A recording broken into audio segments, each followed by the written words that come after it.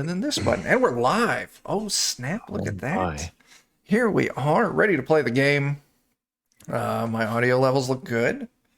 Yeah. Anyone out there listening, if it sounds fucked up, let me know. But anyway, welcome back to the goddamn show. We're here to play some more. It started out as Rime of the Frostmaiden. It's its own little beast now, but we're doing it in Weird Frontiers. And last session we finally made it to the lost city of Atlantis. You all got yourself a base camp set up. Those of you watching in the little, VTT screen area, that circle with all the numbers and everything, that's how I'm breaking up the grid of Atlantis. So that way we'll be traveling like that, because I was just way too lazy to try and make a very complicated and detailed map. So that's what we're going with. Yeah, I don't know. We're going to do introductions here in a second, but we actually do have a sponsor for tonight's game.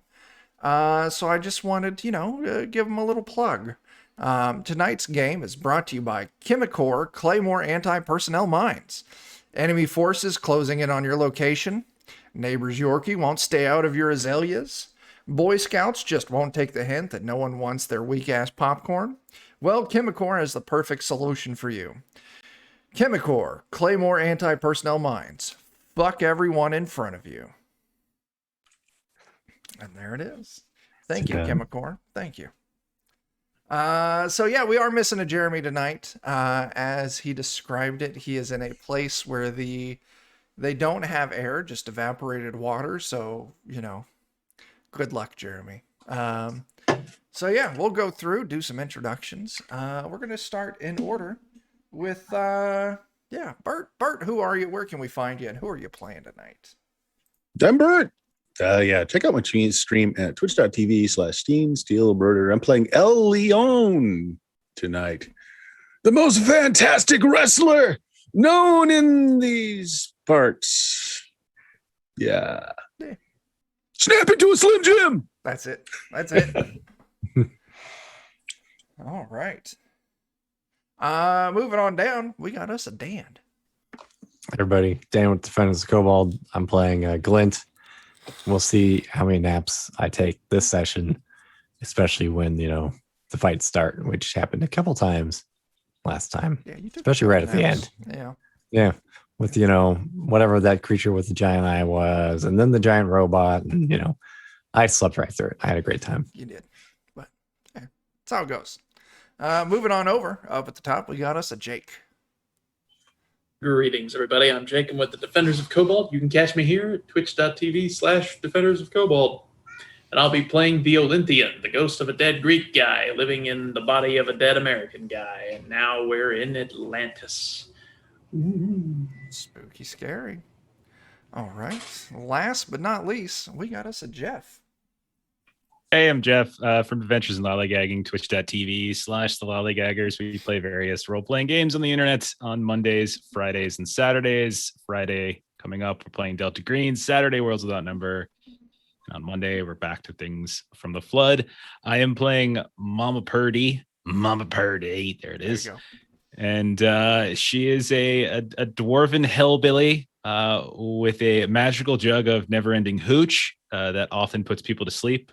I like to think that I secretly fed Cletus some, which is why Cletus is not going to be with us tonight. And I also have a washboard, a musical instrument that I like to serenade the party with. It's quite lovely. For buffs and stuff. Yeah. So yeah, that's a nice, easy explanation. Cletus done hit that Mama Purdy hooch a little too hard. He will stay back behind in the base, puking his ever-loving guts out, with Yeetus tending to him. It's very touching. So yeah, last session, you all made it down to Atlantis finally. You found yourself in a park of some kind with petrified trees, with strange-looking mushrooms growing from them, and those mushrooms looked a lot like the mushrooms growing out of the heads of those strange zombies that you've caught wandering around. But yeah, you managed to find some old temple. You set up Dazan. Now Dazan is your wizard employer at the moment.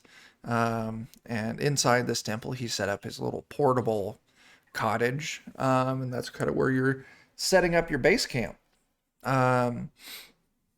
Finally, after a crazy night where a strange creature with one large eye and speaking in strange psychic patterns to whoever saw it, and then a giant fucking robot interrupted your rest. Yeah, you all slept through the night. Well, would you presume the night? There's no sun here because you were under the ice. And you're ready. Tell me more about the ice, Chuck. Can you just describe it in as much detail as possible? It's super really cold. put me there. Yeah, it's that dark blue. It's got that mist, that falling mist that comes down off of it. Yeah, It's wonderful. sounds great. I have dark vision. Can I see anything in the dark blue?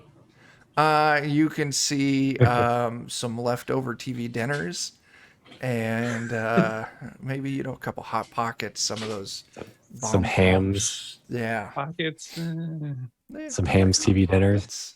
No, it's just they're too hot. I know. Oh yeah, that's fair. That's trying fair. to cool it down. You see a bunch of ice If I have cream. some cold pockets, please. So much Jesus, ice- it's warm yes. They're out. only Hot hot after you cook them. Before that, they're nice little popsicles. That's true. Yeah. Popsicle meat Hot pockets. pockets. Hot pockets are like cool on the outside and like hot lava in the center. Like that's That's basically, how isn't that the joke? Yeah. they work. Yeah. Yeah. Kind of like pizza rolls too. Yeah. hmm Anyway, so the next morning rolls around. Zan, he informs you like, well, for the moment, I've got some calculations and research to carry out. So I will leave it to all of you to begin the exploration of the city. Try not to get lost. Try not to get killed. And if you need anything, I will be here. So feel free to return. Yeah, have at it. No promises, no problem, and can do. Yeah. So as you look out over the city, you see what looks to be like kind of, different types of districts here and there. Maybe the architecture varies. In the center, what's marked on the map as A13 is this giant, gnarly looking spire that stretches up and pokes into the ice of the cavern above.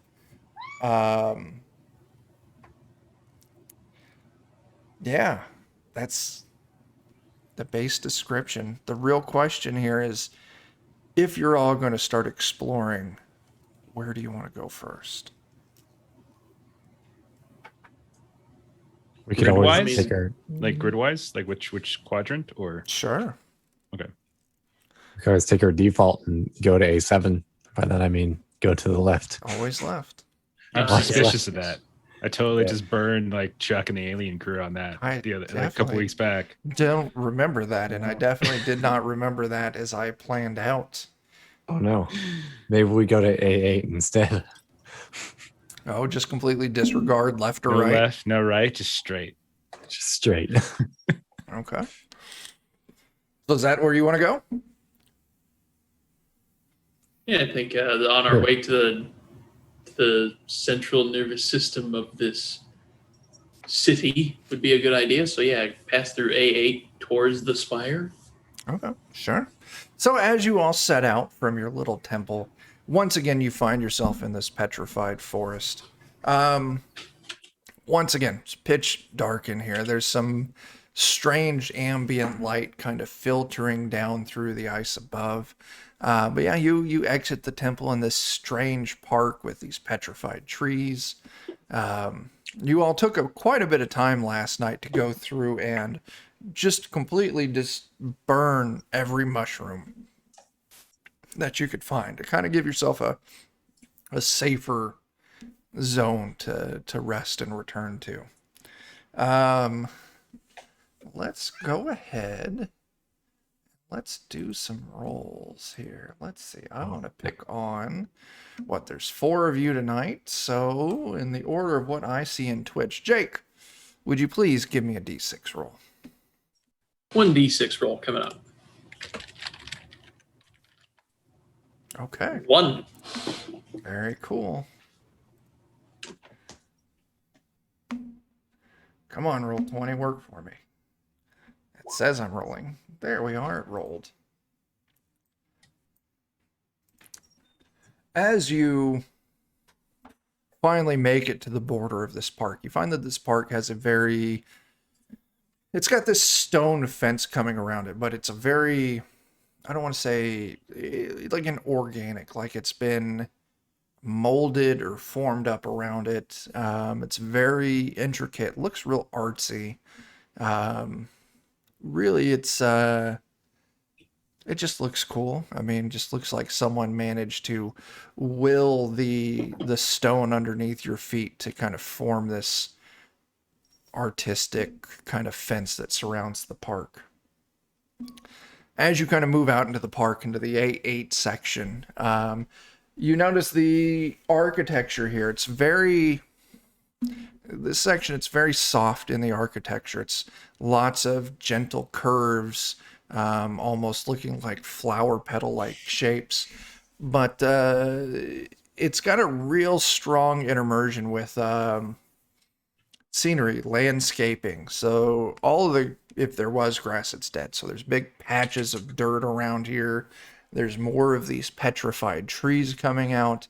It's very much think like like a decent sized college campus where you've got all these cool looking buildings kind of spaced apart, with all these landscape features kind of in between it.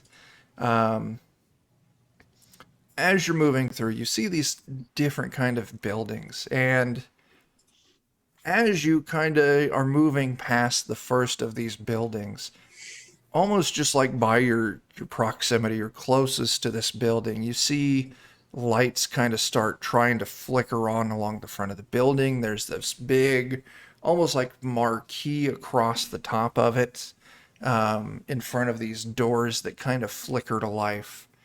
It's in a language that you don't natively speak. Now, Mama Purdy, I think you have some ability to speak other languages. Is that correct?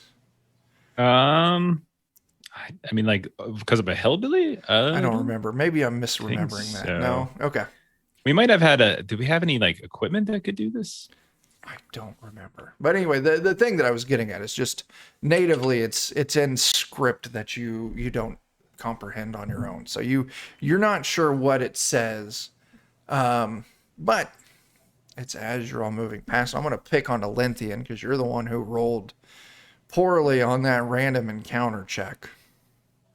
Oh boy. The front doors to this thing, it looks like at one point they may have had glass in them.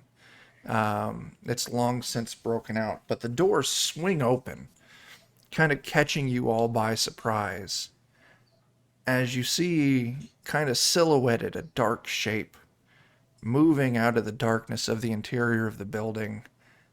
You can actually see kind of past it. There's a few lights coming on inside the building, which makes it all that much more difficult to make out this thing's features, as it's now, darkness with a little bit of light on its back. But a humanoid type figure.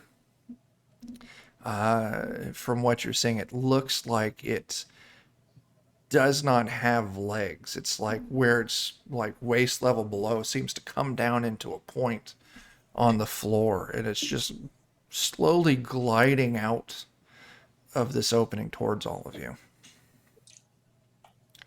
What do you want to do? Excited to welcome us to its store. Do you just wait to see what it does? Probably go ahead and, traveling guns. You draw. I'll draw my ghost sword Okay. just in case this is an angry ghost. Yeah. Guns. Leon also draws his guns. There we go. I'm a Purdy, just gets her jug ready. There we go. As you all prepare for combat, finally, whatever it is inside this building exits, and you see what looks like a man, slightly taller than, your average human, maybe hitting that 6.5, maybe 7 foot tall mark. Now, the picture I'm going to show you is this thing in its prime.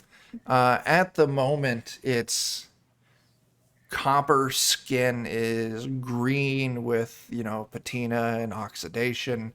Its fancy little vest is tattered and moth-eaten. It holds a platter with what looks like the broken stem of a glass.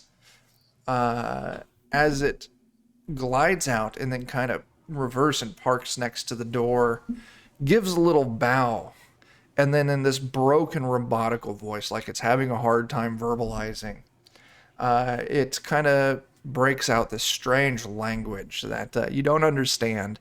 It does kind of end on an upward inflection, so you get maybe the idea of it was some kind of question. But it does a little bow, and then it kind of looks at you. Its little glowing eyes kind of flicker a little bit.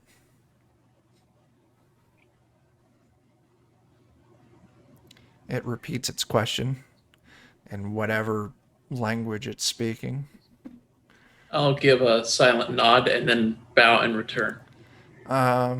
It says something back to you, and then it ushers with its hand not holding the platter with the broken glass into the building. Thank you.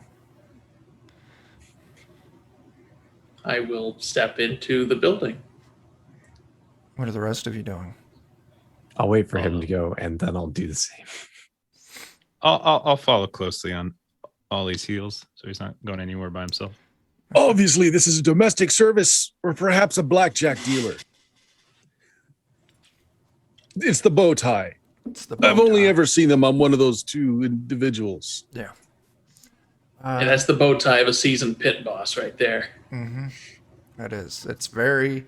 At one point, it looks like it would have maybe been this really pretty bright red with these big, poofs on it. But the years have definitely kind of deflated the extravagance of the bow tie. But as you all step in, lights are flickering on. You look around, and some of you would recognize this. I'll say definitely you, Bert, as the Lion has probably been in the lobby of many theaters, either for signings or, hey, R. Berlin, welcome to the place we're doing the thing. But yeah, there's what looks like maybe was an old concession stand that's partially rotted out, broken. There's the large double doors at the back of it, very ornate, that would usually open up into the main theater area. Off to the side, it looks like there's a couple smaller doors, maybe offices, maybe the, restrooms of this old theater. Above the old broken bar, there's panels that light up, but it's not like a picture, like a printed picture with lights behind it. It's very holographic as it lights up. There's moving things. It looks like different kinds of food and drinks. There's little numbers floating around it, which you're presuming are numbers. Looks very much like a concession stand. Kind of like reach up at the stuff. Yeah, you kind of reach over the counter and your hand just passes through it. As it does, there's some warmth to it. But other than that little bit of warmth, it just effortlessly passes through. This food is fake. Yeah. I mean, do you really want to eat something from here anyway? I mean, How maybe. old must it be? Can't be much older than you. Oh, that's a burn. No, this is a burn. Take a swig.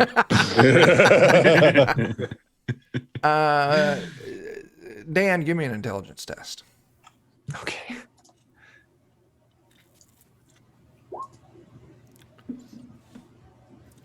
Boom. I nailed it. 2. Okay. Never mind. Mhm. You don't see shit. The robot butler closes the door behind all of you and moves over to the large double door in the back of the this room. And there's a little podium, I guess you could say it kind of stands behind, right next to the double doors, moving further into this building.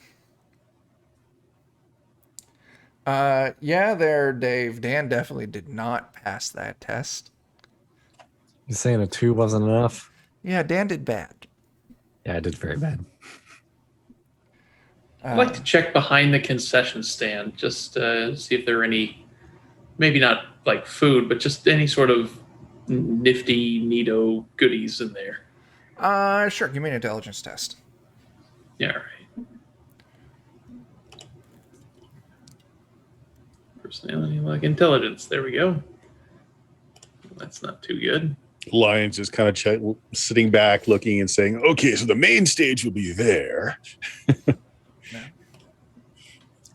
Trying just to get his bearings. There you go. Olympian with an 8. You kind of look over.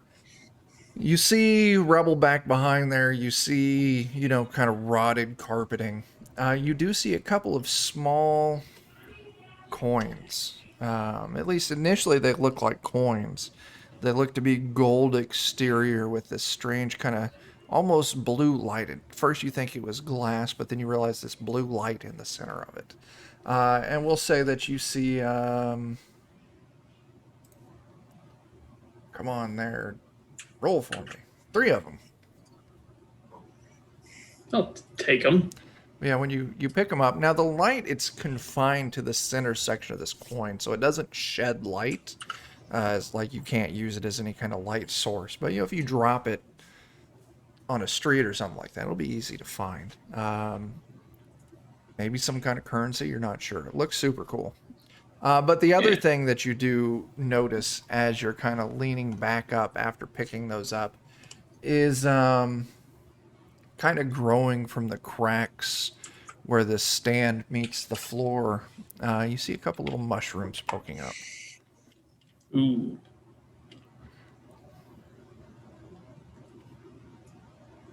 Well, Didn't wanted to eat something, so yeah, I think I'll just pass on those.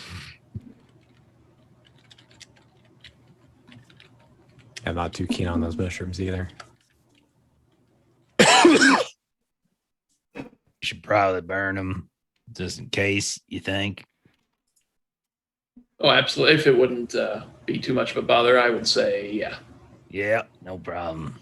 Sure. And I probably won't. I won't do the drink just because I don't want to go drunk yet. But I mean, it's still early in the morning. I'm not retired or anything. so yeah, I'll just do like more mundane, like lantern torch type fire. Okay, sure. You spend a few moments, torch, source of fire, kind of torching these mushroom caps, making sure it doesn't catch on to anything else. Yeah, the robot is still standing behind its little podium next to these doors. The lion has pointed out that the main stage is probably through there. What do you want to do? But anybody try to talk to this thing? I mean, just a little bit outside the door there. So I'm gonna go up to the robot and since the lion has explained the theater layout, I am going to speak in very like loud, slow words, the way people like to think like this is definitely going to be easier for it to understand. Right. Do you know what is playing in the theater today? The robot responds to you in this strange tongue, robotic, kind of broken up. And it's a matter of fact statement. It doesn't have that high end uptick, but it responds to you in a language you don't understand. I said Airbud. It was Airbud. 3000. It was Airbud 3. Different language speaketh you. It responds back in the broken language, but it does give a head shake no. Okay. I guess we can keep going. We can go look ourselves, maybe see if there's more things to find inside. Maybe like a costume department or something. Could be. You want to open those doors? Actually, are there any billboards around? Like, we might not be able to read it, but are there like any billboard Pictures? images? Yeah. Yeah, I'll say there's some billboards here and there inside. Um, of course, they're kind of rotten, hard to make out due to age, but you can definitely get the look inside. You see like a classic like theater.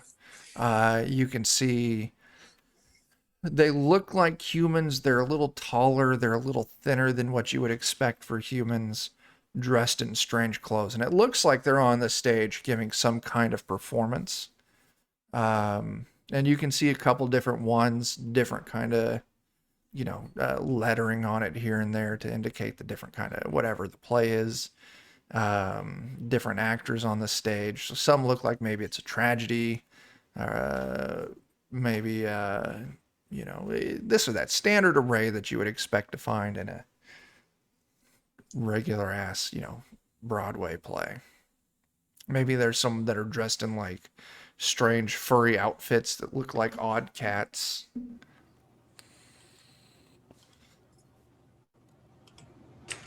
I hope we don't get that one. You can clearly see from it, it is the version of cats with the buttholes, though. So, This is a very high, classy place. yeah. I'll listen in at the doors to see if we hear anything on the other side that's obvious. I won't make you roll for this. So you actually put your ear to the door, and yeah, you hear more of this odd speech, but it seems to be, it's not broken, it's not robotic. It's kind of loud, but it sounds distant, a little echoey. But yeah, you can actually hear it sounds like a voice coming from the other side of the door. Something on the other side. Someone on the other side. Might be one of them robot thingies. Might be something else. Can't understand a thing it's saying. It just sounds like gibberish to me. Sounds like what happens when Cletus drinks too much of the hooch. Yeah, it does. Maybe it's just Cletus on the other side of the door and he stumbled all the way out here when we didn't see him. Now that would be something. Is it possible to like open the door slowly, like just like a peek inside, or does it look Sure. like it's gonna be like a big? No, push? yeah, it looks like the doors are large, but they're not Okay. that large. But as soon as you reach for the handle, the robot kind of starts trying to interject itself between you and the door. And it holds its hand out, the one without the drink platter, face up. So it's got its palm out. And it says something, and it holds up a single finger, puts its palm back out. I will take one of the shiny coins and put it in its palm. It gladly takes the coin, it goes and it deposits it in a little slot in the top of its podium. A little strip of paper pulls out and it tears it off and it hands it to you, Olinthian, and it kind of gives you the wave to enter the door.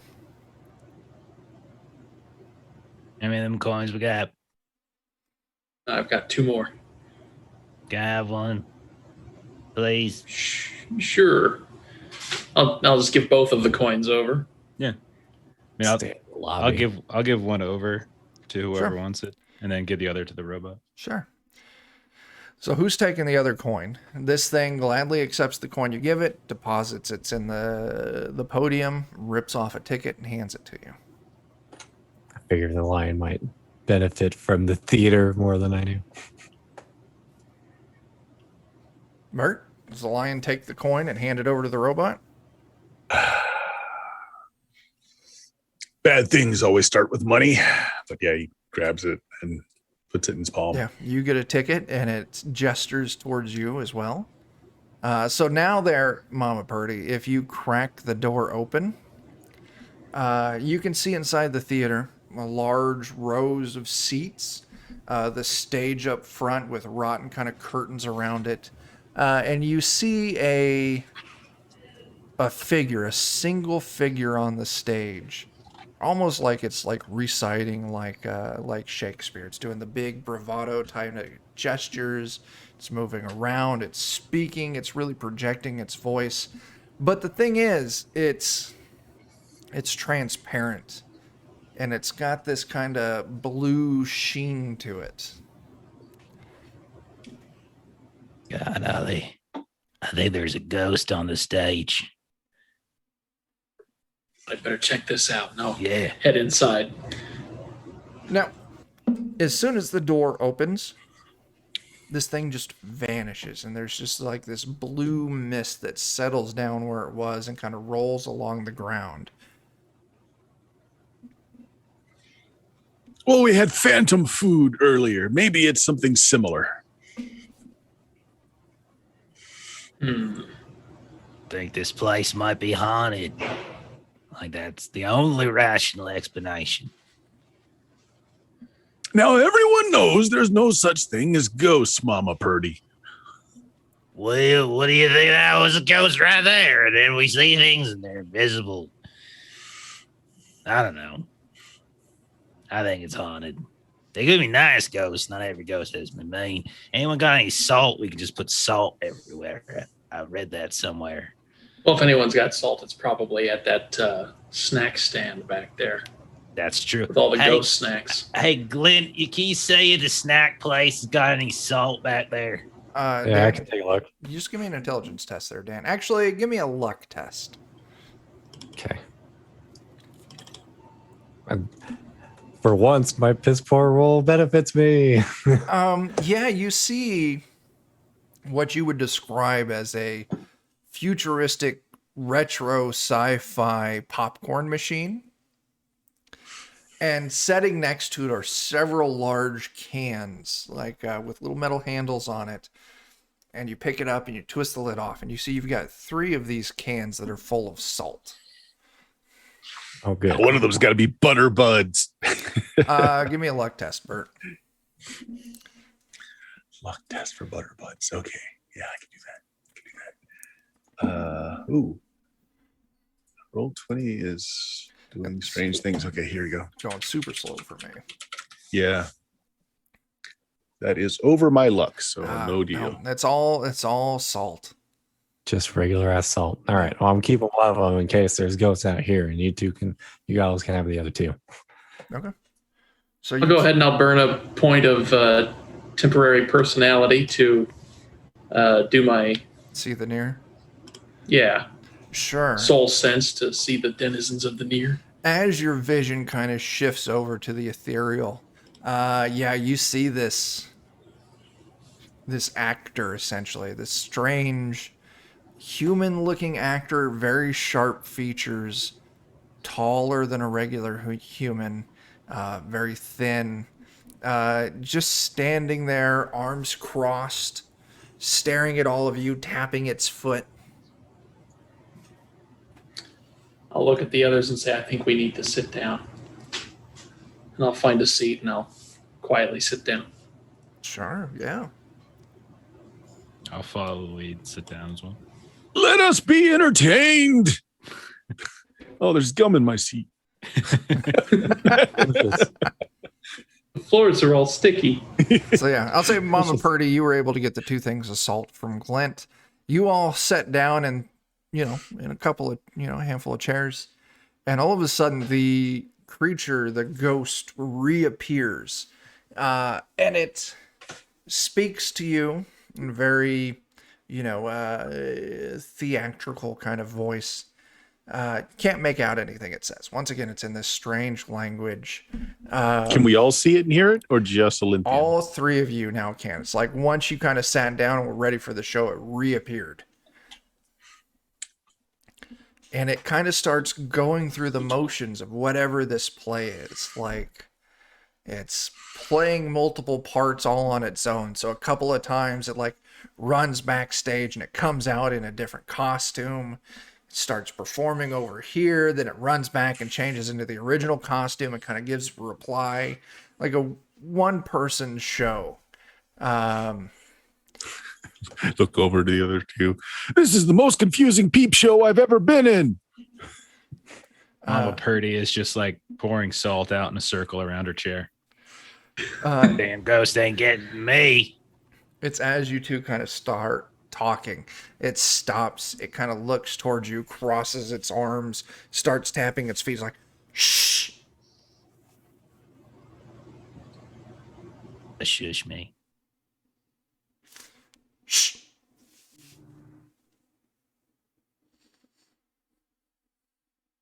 And then it continues on with its performance. So can we make anything out of the performance? Like is it okay? So is the ghost actor good enough to express what's going on without us knowing the language? Yeah, it's good enough. It seems to be some kind of like romance kind of thing. Maybe you kind of get the sense that it's a very almost classical, like Romeo and Juliet kind of story where, one person loves the other one, but their opposing families are trying to keep them apart. There's an old priest and a young priest, whatever. But yeah, you can actually, through it's without being able to make out the language, you can kind of sort of track the general kind of story that it's telling.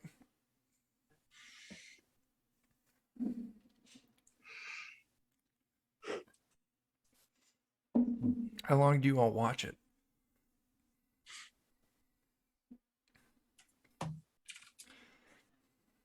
I mean, if nothing happens after 20 minutes and I still can't hear any of the language, like at a certain point, I think Mama Birdie is just going to get bored, and she could fall asleep. Confused.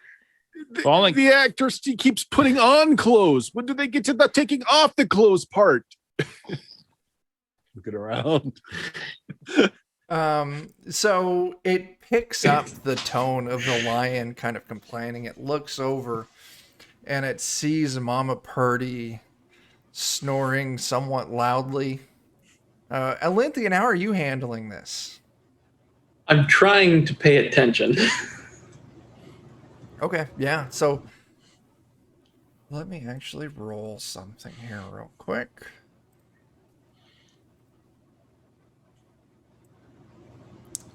Let me roll something based off that. Or at least trying to look like I'm paying attention. Sure. So it's Alinthian, you're trying your hardest to pay attention. The lion's kind of grumbling and complaining. Mama Purdy is out, and it notices finally, and it stops, arms crossed, tapping its feet. It looks very angrily at everyone. I think it's almost looking more offended at Mama Purdy. As all of a sudden, it spreads up its arms, this big billowing cloak. Its features get very gaunt and, undead-like as it lets out this scream. And it just flies off the stage right at Mama Purdy. But as it's about to collide with Mama Purdy, it's almost like this strange force field erects around Mama Purdy, right where that line of salt is, and it just bounces off of it. Nah. What happened? Oh, jeez. What? And it's just standing there, maybe a couple of feet in front of you, arms crossed, tapping its foot, looking angry. And it just turns around and it storms off, like back up the stage and back behind the curtain. Now, Is it over? Is the show over? you give a few minutes and it doesn't seem to return. El Leon looks around for the traditional rotten fruit to throw at the stage for a bad performance. You just imagine a big giant wrestler like, take it off. Now, Glint, as you're hanging out in the lobby, Yeah, I figure I'll poke around a little bit. I get bored easily too. sure, yeah, you're kind of poking around here and there. Maybe some of those side offices or side rooms. You find that two of them are actually what appear to be like strange restrooms. They're not the regular outhouses that you're used to. Everything seems to be, at least it probably at the time was like this really brightly polished steel. Each of these strange toilets, instead of it being like a seat you sit on, it's a large opening in the ground with a little kind of topper off one side. There's a little shelf next to each one of them with what looks like was 3 seashells.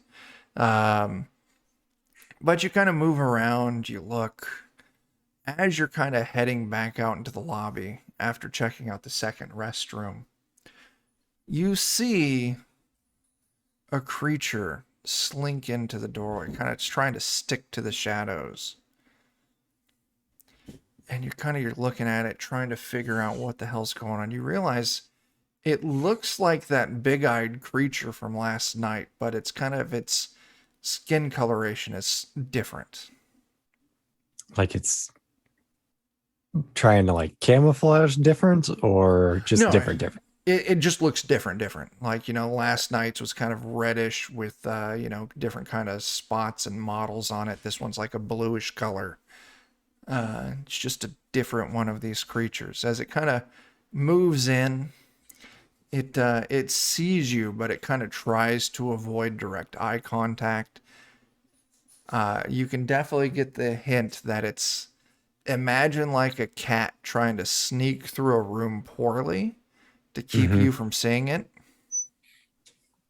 All right. Well, maybe I'll try and kind of play off not noticing it, but just be, like ready.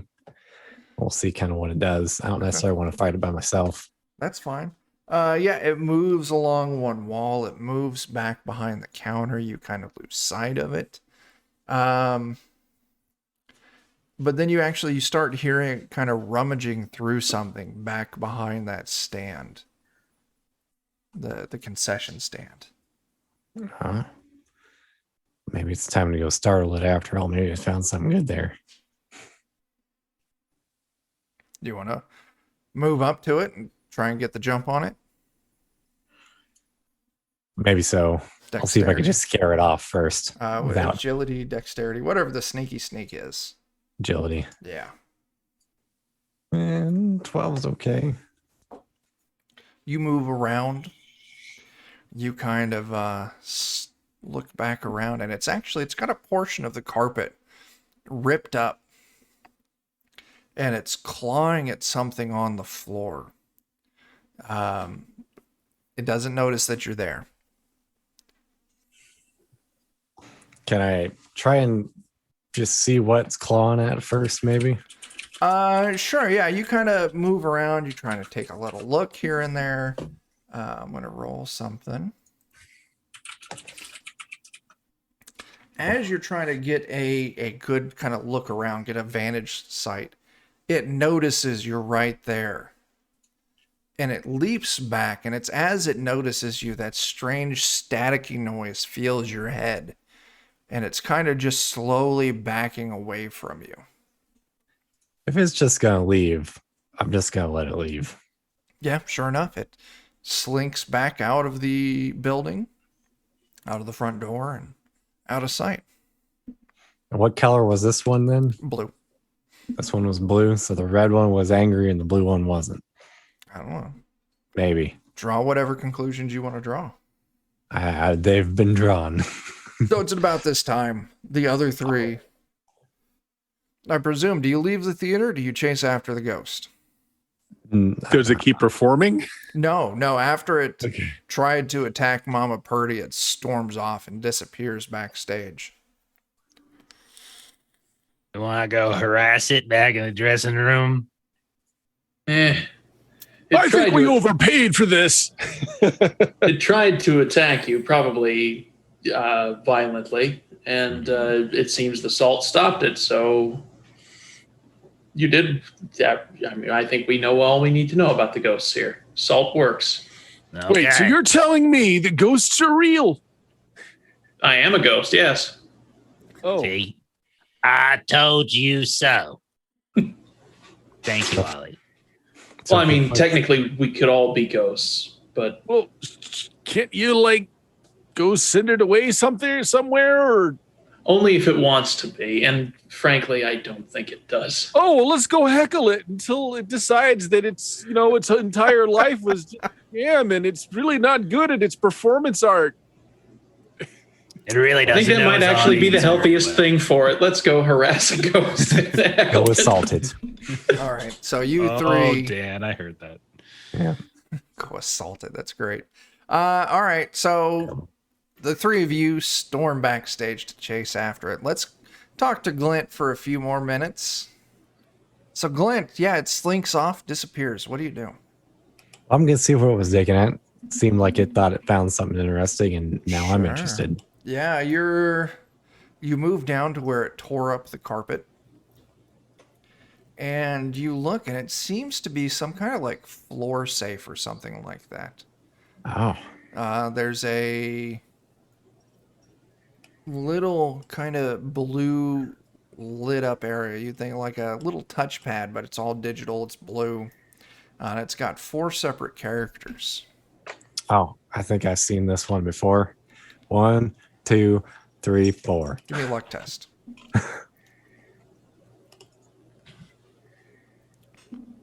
It's a 2. It's a pass. You open it up. You boop, boop, boop, boop. And you hear a little click, and the pop just kind of pops up just a little bit, enough that you can grab it and open it. And sure enough, the little floor safe. You see 13 more of those coins. But the other thing you see is it looks like a bottle filled with a blue liquid, and it's almost glowing just a little bit. It has a strange lever on the side, but where the mouth of the bottle would be, you see a long, like, hypodermic type needle. I have a picture that I'm going to show. Just a second. I haven't even good to write notes down on this sheet. There it is. Never mind. There it is. And it should Oh, pop up. baby. Oh no. This looks like it's come straight from BioShock. I don't know what We're you're talking doomed. about. I've never heard of that before in my life. Now, as you traverse this underwater city, It's not underwater, it's under ice. oh right, It's under hard water. Interesting. I will hold on to it for now, and then probably when I think I'm in danger and stab myself with it, something unexpected will happen. Okay. Yeah, you take your 13 coins. You take this strange bottle. You now do have enough to pay for a ticket to head on in. Do you do that? Nah, I didn't hear anything good coming from in there, so I might just Sure. wait for a second. And then if I hear anything exciting, maybe I'll pay up and go in. Sure. So, as the three of you storm backstage, back behind the curtain area, moving through, a couple small hallways, eventually you come to a door that's opened. You look inside, and it looks like at one time it would have been a very lavish dressing room. And setting in a chair, in this chair, you kind of see 2 things. A tall chair in front of a broken, gross-looking mirror. You see a corpse slumped over in the chair. Long since kind of desiccated and rotten away. Mostly skeleton with a few bits of dried out meat and skin kind of holding it together. But also sitting in that chair upright, you see this ghost. Sitting there, legs crossed kind of high up on its knee, arms crossed, kind of muttering in this strange language. I'm actually genuinely shocked that there's a ghost. I thought this was like holographic projections and stuff. And I was just playing dumb as Mama Purdy, and it really is a ghost now. So now I'm like, okay.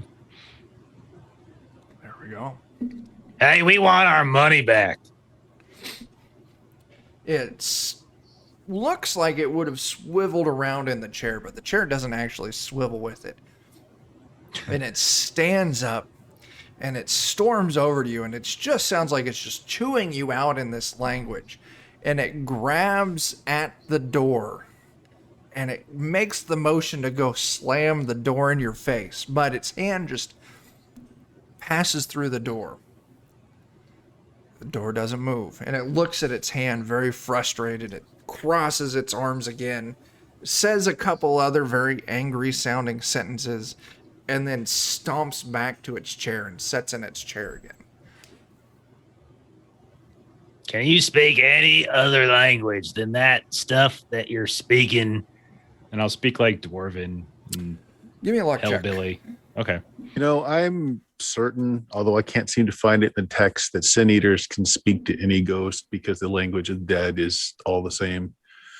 I'm trying to find it. Okay. I don't know if they got purged or not. No good for me.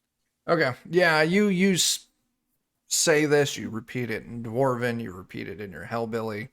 And it's just still sitting in this chair, looking angry, legs crossed, arm crossed, just, yeah, it's just pissed off, just sitting there. I'm gonna start going through its things if there's like anything around, like Sure, if there's yeah. a chest, Yeah. wardrobe, anything like that. Give me a luck test for me. Okay. Another luck test. 13. That's No, you another still don't. fail. You start Yeah. digging through its drawers. It's just rotten pieces of cloth, broken mirrors. It looks like what may have been like makeup of some kind that's long since just dissolved and disappeared. Complete disregard for any of it and just chucking it and throwing it all over Yeah, the place. just and the I'll spend thing- another point of personality to do the oh god, the thing again, the soul sense, because apparently that's what will allow me to speak to ghosts. Oh, okay, cool. All right. But it only lasts a turn, so got to make the most of it. Sure. Yeah, you turn on your soul sense. You spend your point. What do you want to say to this thing? I'm going to say that as much as I appreciated the performance, my friends here didn't see the nuance of it. I think I know of a place where there might be more people who could appreciate your art and would be more willing to offer their own methods of improving it even further, infinitely even. Well, at least someone appreciates my art. These swine that do not like, they snore like pigs. They complain. You get it though. I appreciate this. Well, I try to keep an open mind about things. I've been around and have had my share of history with the arts of numerous nations and peoples. Would you be interested in perhaps passing along to some of those that I may have seen so that you could perform your art for them? Give me a charisma test. All right. Bing, bang, boom. Ooh-wee. Listen, you are all the first audience that I've had in at least 3 weeks. This is getting too much. If you know a place I can go, I will gladly take you up on the offer. Absolutely. This won't take but a moment. I just want you to close your eyes and imagine a place of eternal peace and tranquility. And then as you open your eyes, you will see a judge who will deem all of your merits worthy of performing for a great and gracious audience. Very well, but when I open my eyes from closing them, you better not be naked. I have had enough trouble with that with Harvey, and I will not repeat it with you. Now, I haven't pulled that one since I was living in Greece. Just calm down. All right. And it complies. Like, it closes its eyes, and you can see it just kind of like Bill and Ted just like wavy disappear. Yeah, I'll slip my coin into the mouth of its Corpse. living body. Yeah. Yeah. Or not living body, but body. Yeah. Yeah, you've exercised this spirit. Hooray. And I got a boon out of it. Go me. You've made bad professional choices. See you in hell. So yeah, you're all standing around as this ghost disappears. All right, let's ransack the place. Have you Way ahead noticed of you. that the body, I mean, I don't know how the ghosts look, but have you noticed that the body doesn't look right? It's all tall and thin and Must be the diet. Too many mushrooms.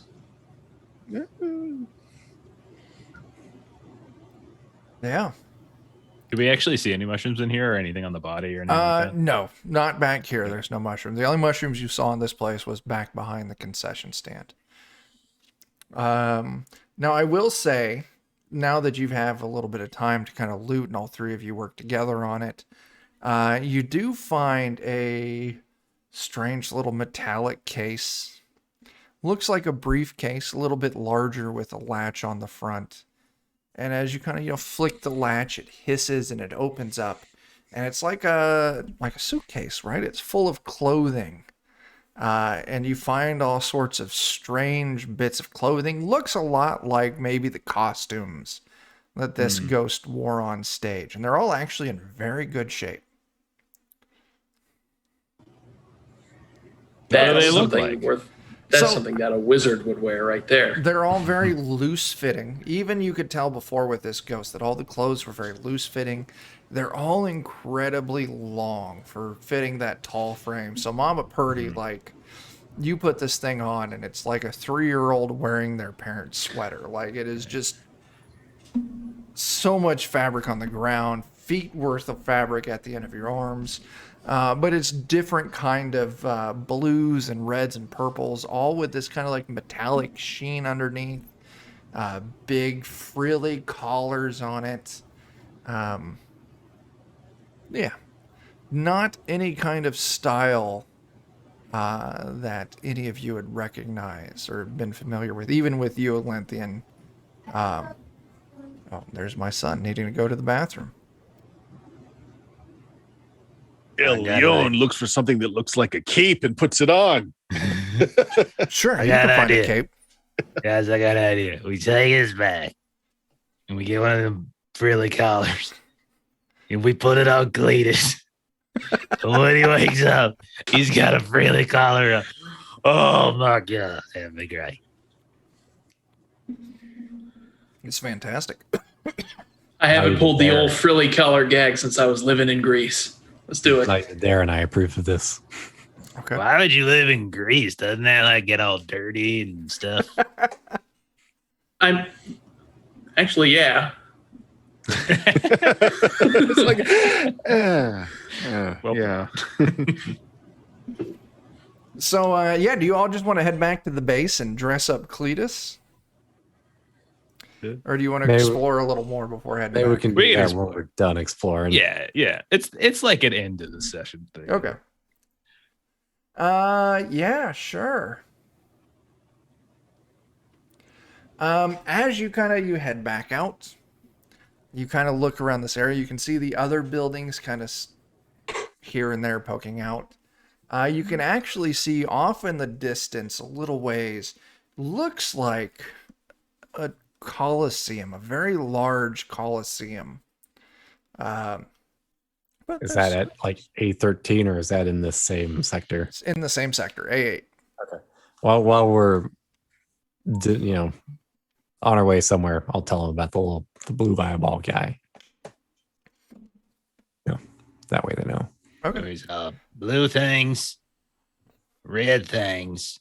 And then we got blue clothing and red clothing. Seems like it's a two-party system here in Atlantis. Yeah. Could be.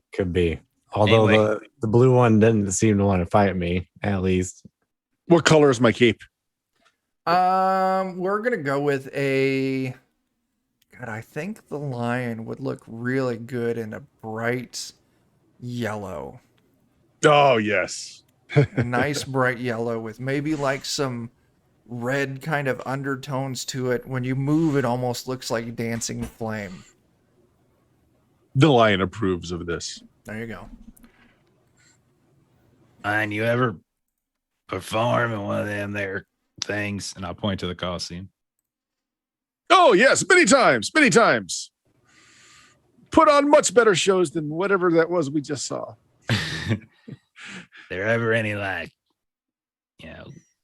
stuff worth taking inside one of them places? Well, often they have a little gantry thing that goes under the stage, and sometimes there's some interesting stuff down there.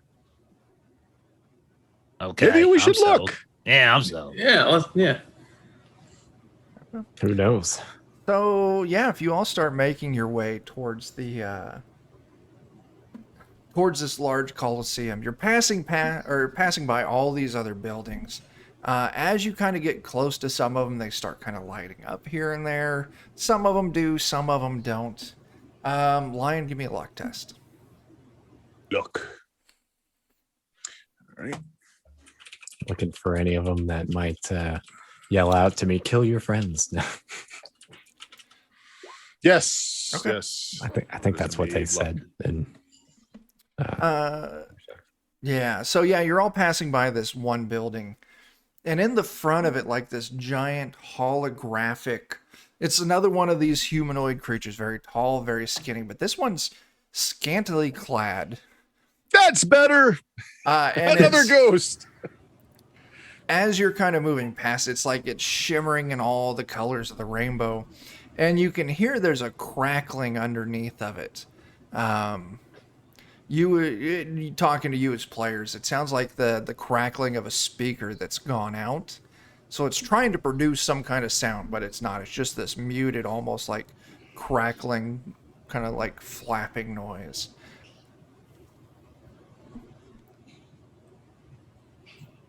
But yeah, it lights up. You're all able to keep going if you want to, or you can check out the giant scantily clad. I mean, this thing's maybe like 20 No, this show feet is more tall. like it. Let's check this out. sure. Okay, I mean, you all know me. I'm very demure, but let's do it nonetheless. Yeah, so Maybe it's one of those burlesque shows. Burlap. I think you mean burlap there, Lion. Oh, One got too many elbows to the considerably- head. It's got more, considerably more lace and silk than burlap. All right, I guess it's a showbiz thing or something, but y'all head in. let's go. Yeah, there's no windows on the exterior of this building. But it lights up with your proximity. You can see the front doors. This almost looks like this onyx slab. And as you kind of walk up to it, a little, think of like, oh my gosh, think a little cylinder, like a cigar cylinder with a little blue light at the end of it. And this blue light creates this scanning beam that goes over each one of you. It turns green for just a second and slides in, and the door swings open for you all to enter. Oh boy, That was how terrifying. solid does this door seem? It's like a good inch thick. Like I said, it looks like onyx. Or You if want to we give go me in- an intelligence check, you can maybe find out something more about this door. Yeah. We just got scanned by lasers. Is that what just happened? The lion is having suppressed memories of probes. Lots of probes. Oh no. And Oh, gray yeah. things with large eyes. The lion did go through that. So, yeah, the door, it looks like onyx, but when you touch to it, it's very cold to the touch. It feels like a metal. It's maybe like an inch and a half thick. Like it's a thick ass door.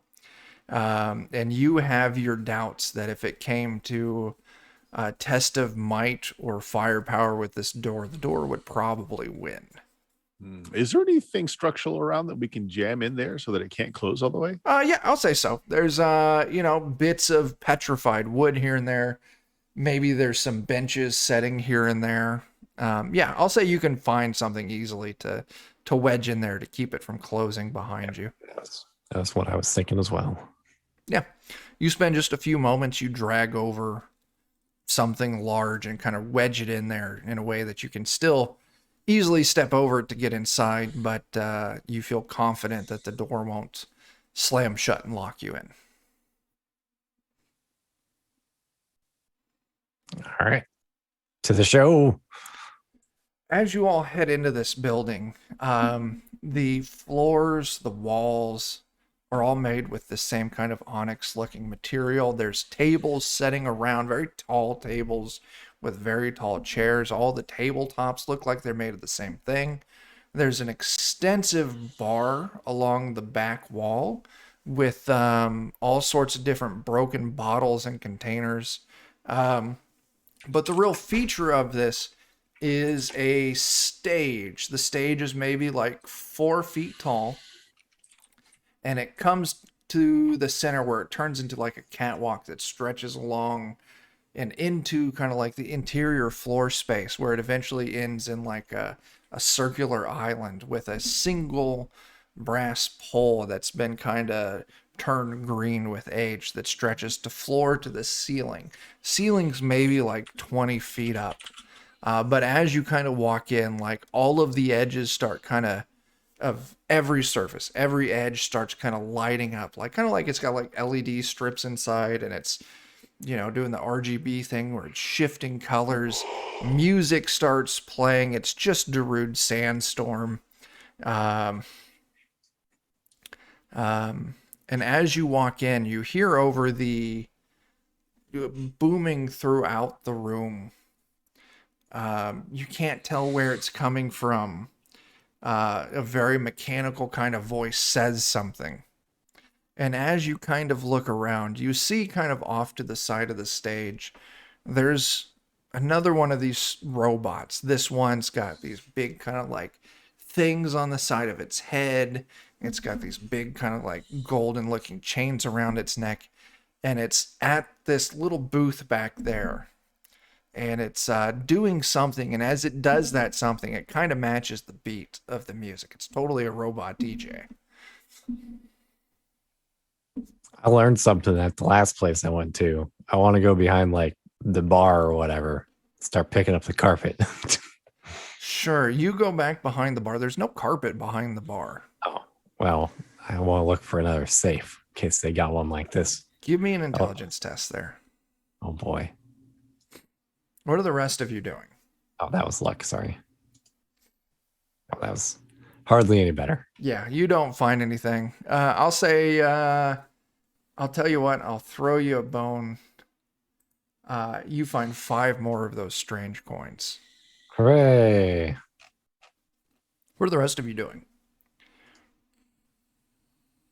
I'm going to try to make my way towards where it looks like the central performance area is, and then try to see where employees / fighters might enter or exit. Sure, yeah, you move up to the center circle with this pole extending up from the center of it. And at the back of this stage, there's movement. As this robot stumbles out, it's missing an arm. One of its legs is mangled. It's wearing a very, very skimpy looking swimsuit. You can tell it's trying to like swish and move real seductively, but it's just badly damaged. So it's just kind of flailing all over. So just Magikarp.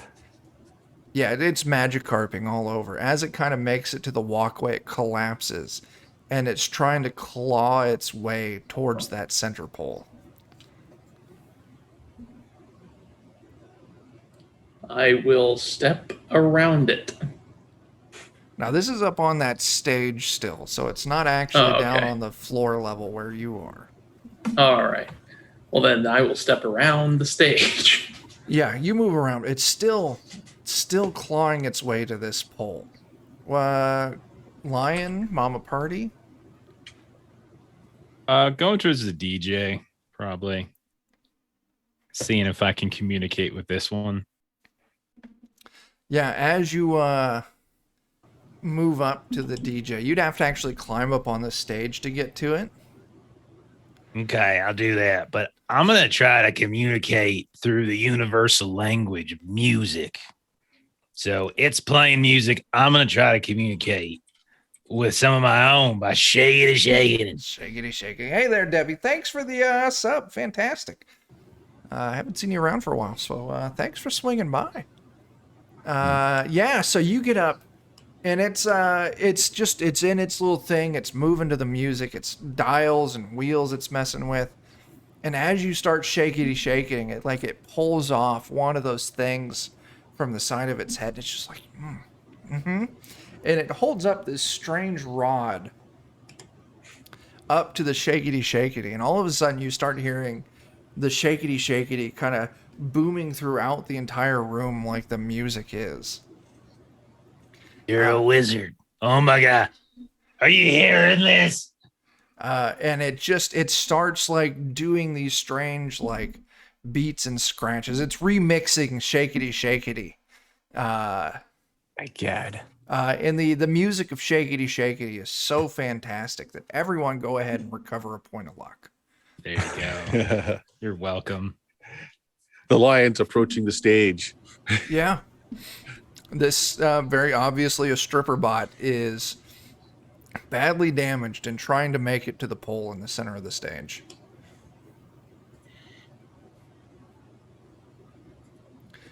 What do you want to do, Lion? You're watching it. You're saying you pull up a chair? Yep. Eventually, this thing makes it to the stage and it pulls itself up on this pole. And it starts just wiggling all the pieces. Like it can get enough of a brace to kind of try and move to the music.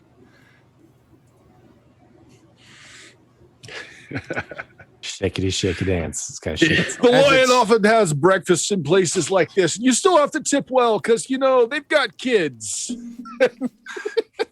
And bad habits. Do you have any of those coins or do you get one from Glint? I'll call out. Hey, anybody got any more of those coins? I'll flip him one of the coins. Yeah, Lion, you catch the coin. You hand it over. A little coin slot kind of opens up on this thing's thigh. And you just boop, pop this coin right in.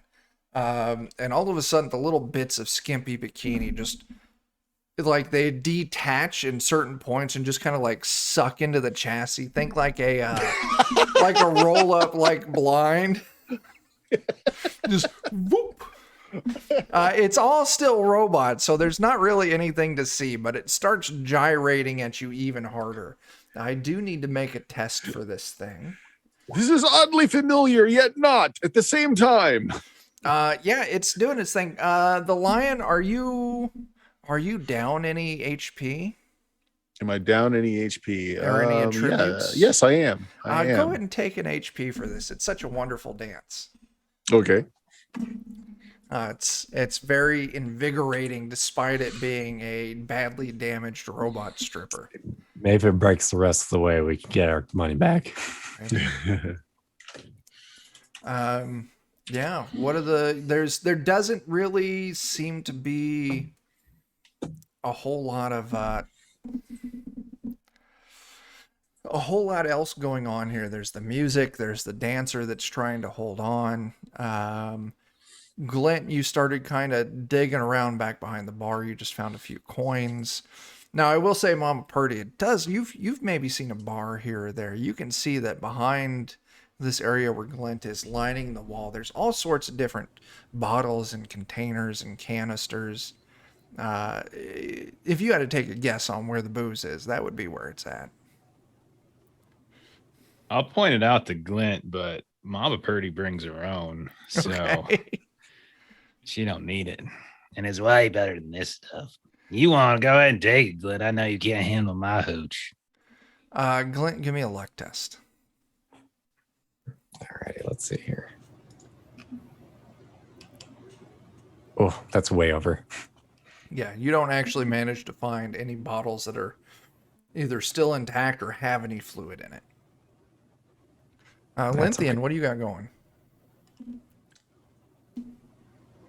Is this all that there is to this place? Seems like it. I suppose I'll, while the dancer is distracted, I'll climb up onto the stage and then try to slip through the curtain into the back. Sure, yeah. It seems like it's only the DJ who's very distracted making music with Mama Purdy. And then the dancer who is currently dancing at the lion. So yeah, you easily make it into the backstage area. rather than a dressing room or anything, it looks like a maintenance room, a mechanics room. And you can actually see there's a few other of these dancer bots. They come in, a few different, heights, kind of weights, different. Some of them appear to be very masculine, some of them very feminine. The rest of them, they all seem to be completely offline except for this damaged one. If you want to search harder, I want you to give me an intelligence test. Yeah, I want to see what all might be in here. Ooh, there we go. Yeah, you do great. So, kind of looking around, you find some tools. They're, in all your life, they look very different, but they're still very unmistakably tools. You see maybe a big wrench, some screwdrivers, all very fancy looking. You do find a roll of those coins. 29 of them are in that roll. Holy moly. But the thing that really draws your attention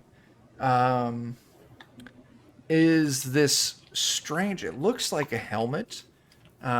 It's a half, a sphere with what looks like goggles along the front. It's made out of this strange black onyx metal. And there's some strange cords, ropes coming off the top of it. And each one of them ends in a glove. I am going to take that and just sort of turn it around, look through the goggles, then I'll set it down on my head. Sure, you set it down on your head. Do you put the gloves on? Sure. You put the gloves on, and as soon as you do this, where you're looking through the goggles, all of a sudden it turns into like a screen, and it kind of gives you a HUD over everything. And very specifically, it seems to be tuned to these robots as it's pointing out different pieces here and there. It's all in this strange language you can't make out, but it seems to be some kind of tool that would be used for maintaining these robots. It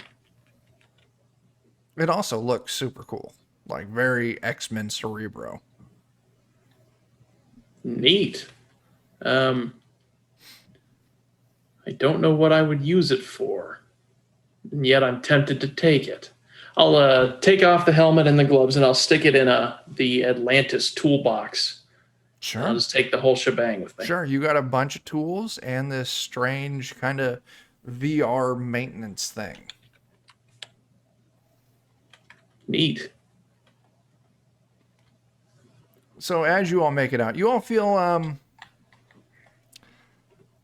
you could definitely hang out here as long as you want. You definitely don't feel like there's probably much more to be gained other than the Lion's personal entertainment.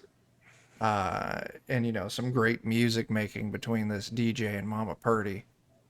It's like when Dylan went electric. That's what's happening right now. There you go. That's exactly what it is. Mind blowing for her. Yeah. Shazakity Square is my jam. Nice. So, what do y'all want to do? Hang out here more or head back out and explore? I go check out that Coliseum, get into that the place under the thing where the stuff might be. Sure. Absolutely. All right. So yeah, you manage, you weave your way through these buildings, these long, dead kind of green spaces between it, petrified trees. And you come across, you can see this Coliseum.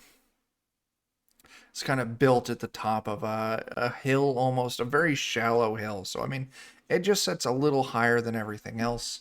But as you're kind of moving along to it, now, Olympian, it really kind of vibes with like the Colosseum, a Roman Colosseum thing. It's got the tall arches. It seems to be made out of this white marble.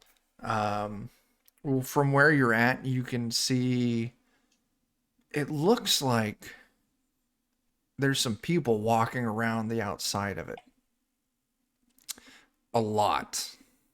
Hmm. I'm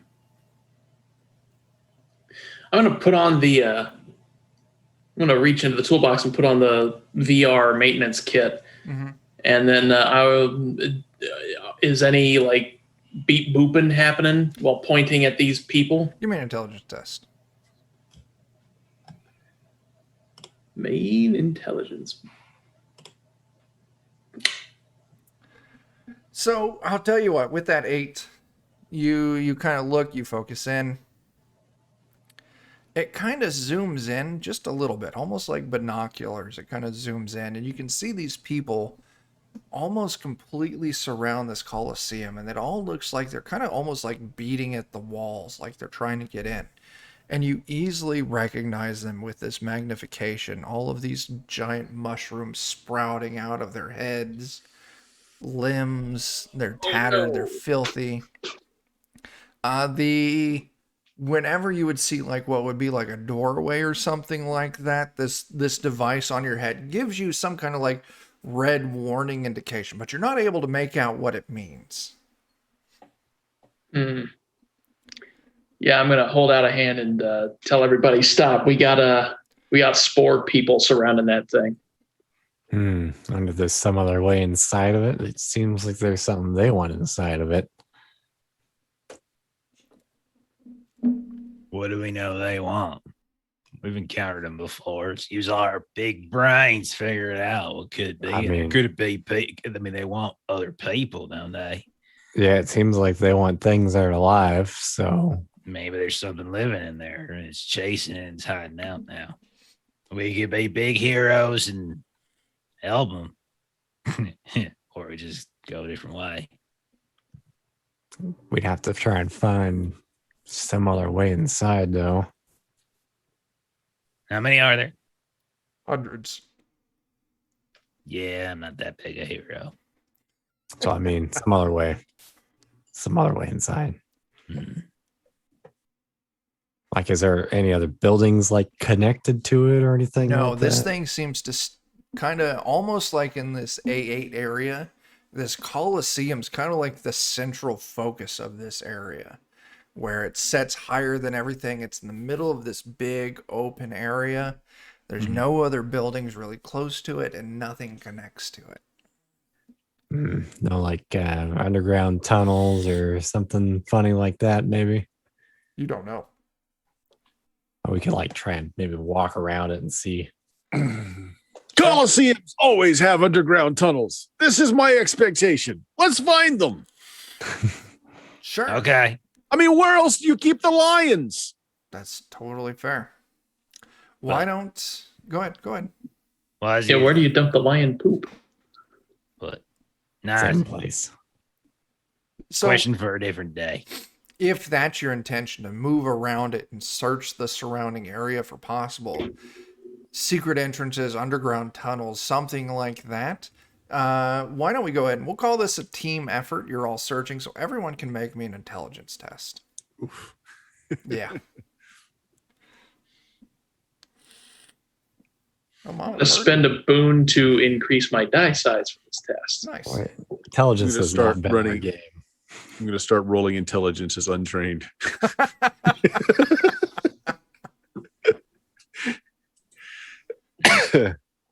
So it really looks like Mama Purdy. You're all moving around. You're all searching. Dwarven talents. Yeah, it's them dwarven talents. Mama Purdy, being a dwarf, is very familiar with how underground structures tie together, how it might be laid out. And actually, kind of as you're moving through this very artsy kind of area, very college campus kind of area, you find what looks to be like an old dried out stream bed. Now, this looks very sculpted, like it's not a natural stream bed. It's designed to look pretty, but it's completely dried out, old stones, very smooth and very rounded. But you kind of find this stream and you kind of track it for a little bit. And it actually comes to a culvert of kinds that disappears underground. And it seems to be heading in the direction of this Colosseum. And there's none of these fungal people around this. And it's large enough, maybe it's like 6, we'll call it like 6 feet tall, maybe like 10 feet wide. Seems to be just molded out of stone like that fence was. Yeah, I'll point out to everybody. But hey, boyos, think I found us an entrance. There we are. Now we can go down here and go this back way, or hear me out. Here's another option. We go get Cletus, we put him out wide open, and then we make some kind of noise and draw all of them to him. I'm just saying, that's another option. And we put it just out go on there. the front door while Cletus adopts them all. Yeah, and it'll be fine. Adopts all of them. You know how he feels about orphans. Yeah. Just wants to save all of Just them. gotta save them all. So yeah, what's the plan? Yeah, we'll go inside. Yeah. Okay. Like I said, 10 feet wide, so you all can kind of move together in a group. Who would be kind of in charge of taking point in traveling through this? The lion will go first. Sure. I'm going to totally call on your best skill here, so roll me intelligence. All right, if I must. Oh, you do good. Okay, that's fine. Yeah. As you're moving along, I guess one thing I do need to ask, it's very dark in this place. Moving I'll through activate my cat's eyes then. That's what I was getting at. Yeah. So yeah, you can see in the dark, and you actually find a trip line. It looks like someone set like pittons, maybe like a foot up on each side of this culvert, this underground tunnel, and they've got this tripwire stretched across, and then it stretches back deeper into the into the darkness, into the culvert. But you see it, and you can very easily just step over it. Yep. And Tripwire. Watch it right there. That's the one. Maybe we can follow it back to whatever it's connected to. Yeah. I mean, Does it look like it is of the technology of this area? Or does it No. look like just rope? Ah, it does not. Yeah. It absolutely does not. If you take some time to kind of inspect these pittons that they're using as like, anchoring points to kind of stretch it around. It doesn't look dwarven, doesn't look human. It's does look very well made, but definitely not of a design you're natively familiar with. So That those funny dwarves again. doesn't necessarily look like what those funny dwarves were making either, because they were it was the funny dwarves. It was very much like if you took dwarven and then you just removed all the flair. It was just purely for function. Just figuring to make sure. Yeah. But yeah, you kind of check it out. You look, it's definitely not of the technology. And as you continue moving down this tunnel, the line stretches along the side of you. So it's going in the same direction. You are occasionally, there's another piton to support it. There's only one path, and it's leading you straight to the Colosseum. Eventually, you can feel it slowly ascending, especially Mama Purdy. You'd be able to easily tell that you're ascending, which kind of matches this Colosseum being up on a hill. And eventually it takes you... What's that? Oh, okay. Eventually, it opens up. It takes you to this grate, and you can see inside some kind of like maintenance room. You can see the equivalent, think like giant boilers, different kinds of mechanical equipment. And there's this grate blocking you from entering, but this line continues in.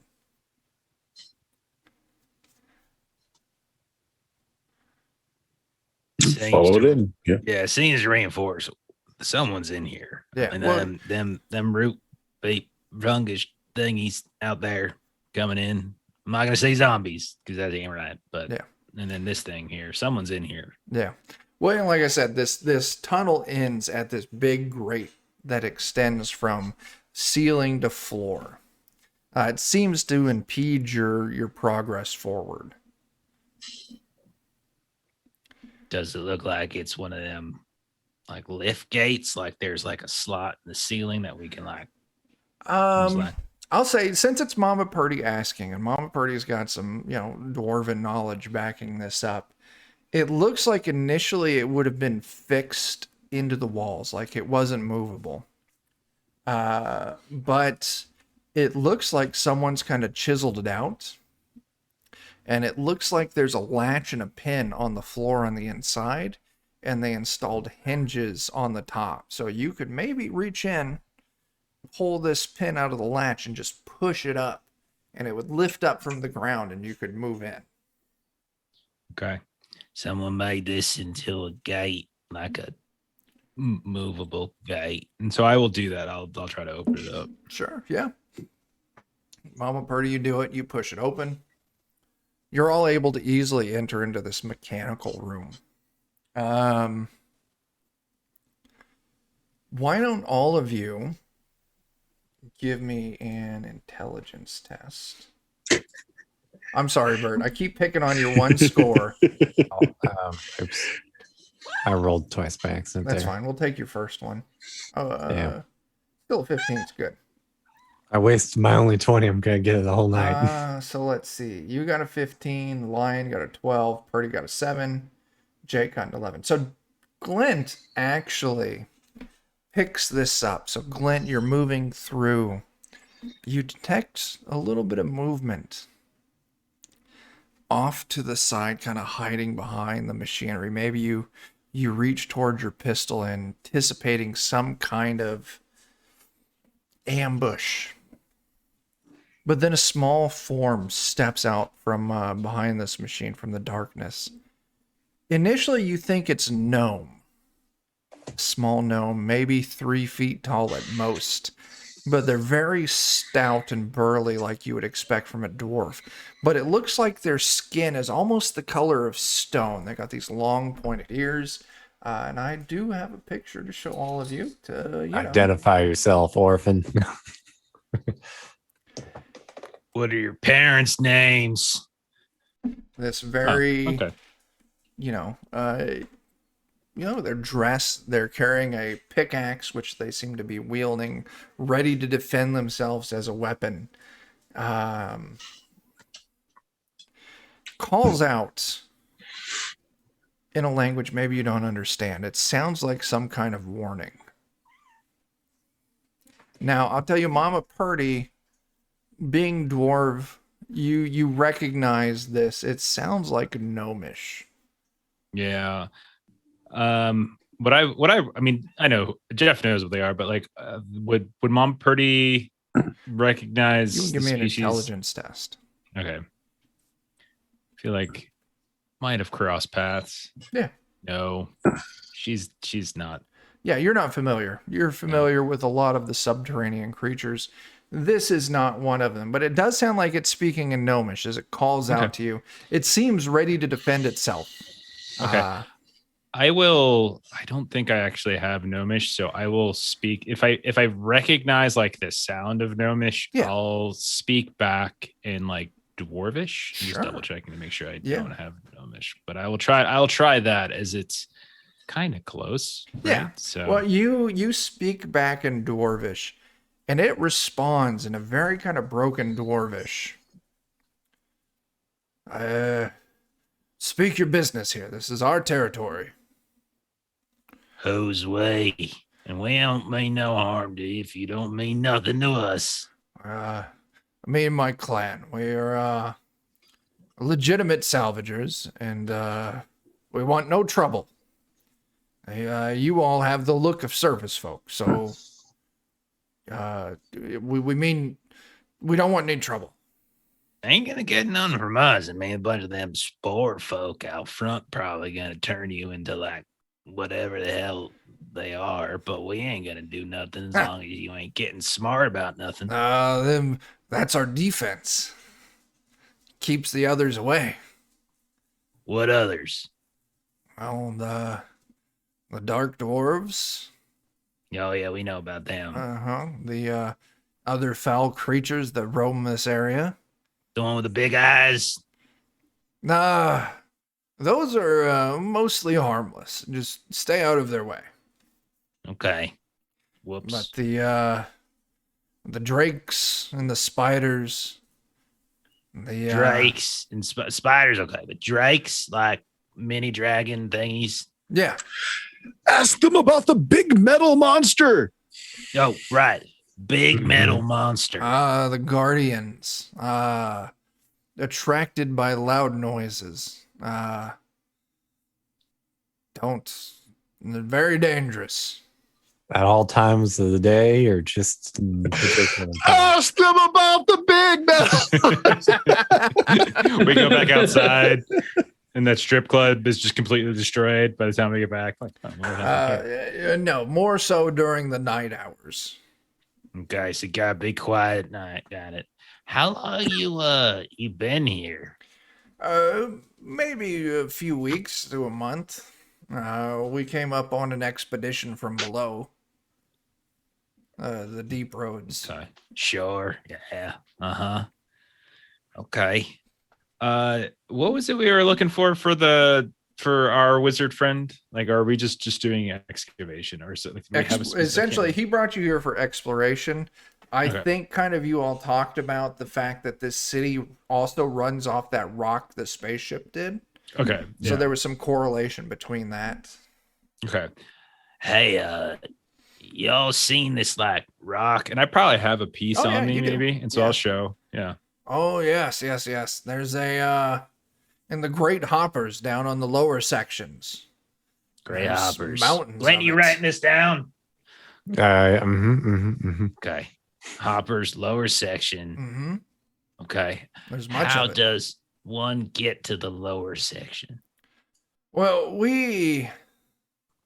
honestly, we just burrowed our way through. There looks like old lifts of some kind, but we haven't been able to get them working. It looks like these tubes traveled between the 3 layers. Okay. Tubes between the layers, Glenn. But- Write that down. We've just been burrowing our way through. Something you looking for in particular, or you just like taking what you can get? Taking what we can get. How many are there of you? There's actually 14 of us here. The rest are all resting. I'm on guard duty. Well, friend, we ain't mean no harm to you. I mean, we ain't looking to just usurp. There's a few things we're just looking for, and we like poking our heads around and getting into trouble and such, but not with you, you know. We rough and tumble it up with others. We're always looking for friends to trade with. Okay. You might. My name is Ralph. Ralph. His name's Ralph Glint. Write that down. Got it. You might talk to our leader. He is resting now. But our leader might have more information, be willing to actually do trade with you if you'd be interested. His name is Pepper. Okay, Pepper. Is that 1 P or 2? 2. It's 2 P's, Glint. Okay. Now, is this the best way to come back, or this? It's the only way. Okay. Luckily, we do a good job of attracting those creatures on the surface, and they surround us and form a living wall of defense. And we just slip in and out. They're not smart enough to operate the latch on the gate, and then we have our alarm that you managed not to trip. Now, them drakes and spiders. About where might we encounter them? Or Yeah. the deep dwarves too. Or the door. Yeah. They go invisible and The- such. They're creepy little sons of bitches.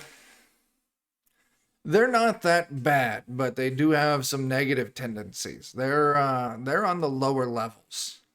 But the Drakes, they're located closer to the center spire, in the Great Casino. Great casino. Okay. That's now where we're they talking, nest. Ralph. Okay. When abouts is your leader gonna get, awoken? He sleeps now. He just went down, but I think for this he might be willing. He might be willing to wake up. Why don't you wait here and I'll bring him to you? Okay, sounds good. Okay, they're gonna wait. We're gonna wait here, and they're gonna bring Pepper to us. Sure. Maybe 5-10 minutes later, very, very drowsy looking, kind of bewildered looking Deep Gnome makes his way down. So, you are our guests. My dear friend Ralph says that you're explorers such as us. That's certainly one way to put it. I do want to reiterate, he is speaking in Dwarvish. Okay. So okay. this I'll be translating Yeah. it pretty stupidly. I'll be Uh, making smart ass comments yeah. and such halfway through it. But yeah, I would invite you for a meal, but sadly you caught us during our resting hours. And we have nothing prepared. Y'all like nocturnal or something?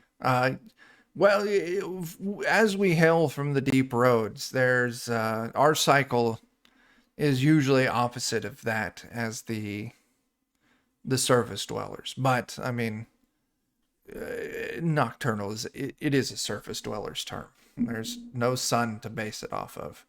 Sure, I got you. I mean, there ain't no sun up there now, so it's kind of funny that you mentioned that. But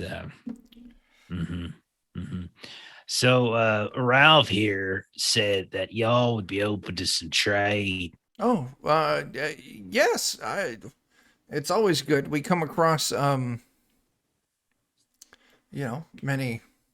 many things that we don't necessarily need ourselves. So maybe we are looking for food.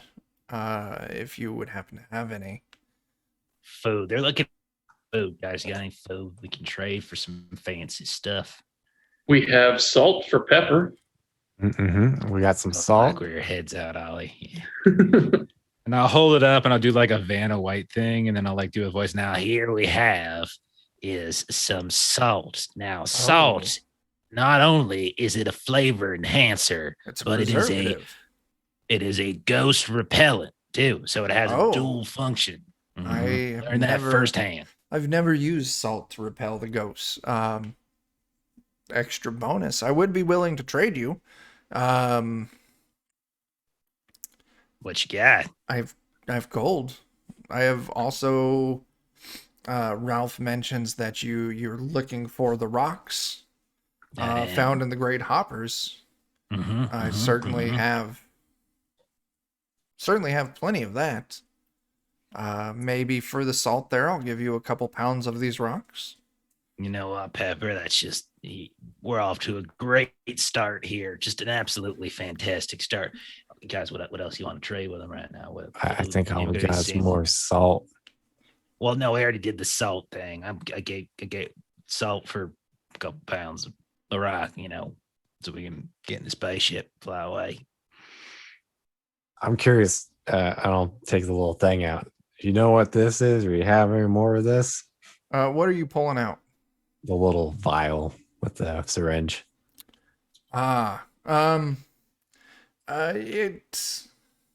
It is what they refer to as, totally copyrighted by Defenders of Cobalt, a plasmid. We tend to avoid those. They are quite strong to use, but dangerous to oneself. If you were to inject yourself with that, it would give you essentially a short burst of magical power. The blue one. The blue one. I believe that does. It allows you to exhale large volumes of electricity, That like a sounds lightning strike from your gullet. like a one-time thing. Yes, for each injection, usually you can put that out a few times. But I do have to strongly warn you that it is just as likely to harm you as it is to harm anyone else. Perfect. Make sure to save this for when I'm about to die. Either way. Yeah, but I mean, I suppose in an emergency, it's better than nothing. But yeah, I do have to warn you, they are quite dangerous to yourself as well as others. Yeah, that's good to know. Uh, 'Cause, as you explore the city, there's all varieties of them. you know what they all are? I do Some of not. There's the lightning ones like you have. There's some that do fire. There's some that will turn you invisible for a short time.